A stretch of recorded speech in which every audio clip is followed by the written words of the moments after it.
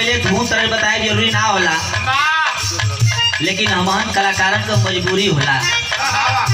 बैठे वाले भैया बाबू लोग सोची हैं कि आयल रामप्रसादवा कौने धूम पर बंधना गौला से समझ में ना आयल। मास्टर साहब हमारे वही गीत के संकेत करत हुए कौनो भोजपुरी गीत हो, कौनो औरत बड़ा परेशान हो,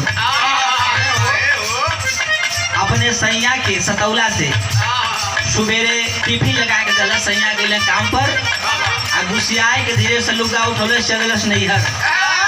जब राती के सैया जी ने ड्यूटी पर से अपने भौजी से पूछत हुए का रे खाली सड़िए सवा टांगल हो ओकर पता ना चलत हो।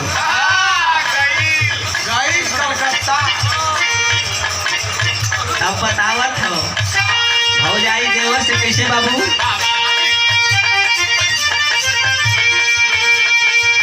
अरे दाबी के लुहुगरिया हो भागल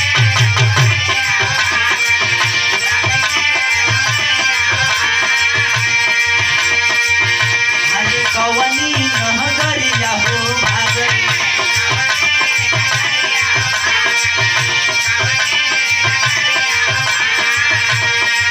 अरे दाबी के लुहुगरिया हो भागल कवनी नहगरिया हो भागल सुनाए भौजी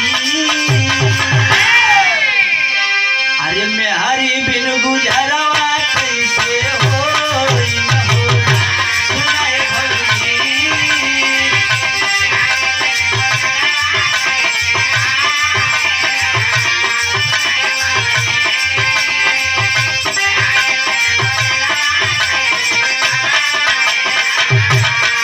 बाबू भैया लोग लेकिन दास मतारी से कहत हो कि आज 30 दिन में 25 दिन रोज बिहार गवावे लू पैसा ले लो घर से आज घरचित में गावे का अवसर मिलल, अपने गांव में गावे का अवसर मिलल।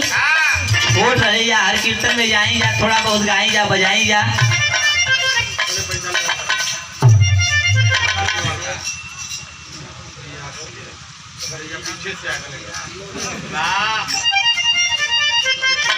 और 51 रुपया देके स्वागत किए साहिल बाबू और सागर बाबू। नाता में दोनों जो है हमारे नाती लगन लोग।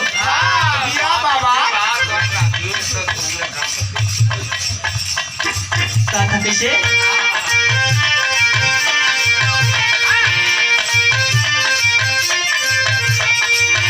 अरे गवता भजनिया हो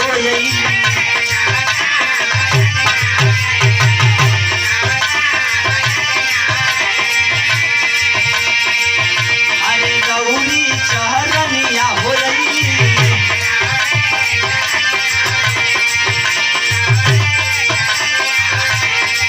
अरे गवता भजनिया हो गौरी चहरनिया हो सुनाए जननी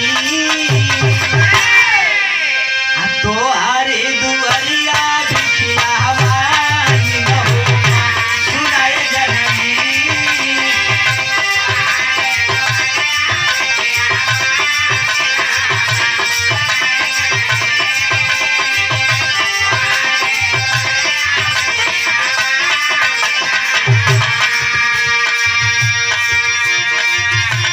और 100 रुपए का सम्मानित पुरस्कार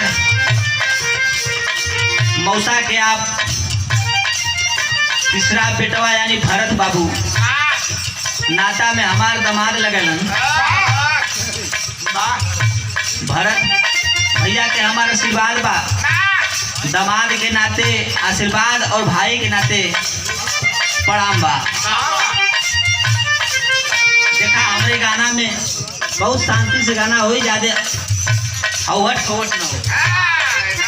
दास पहली लाइन में मतारी से कहत हो का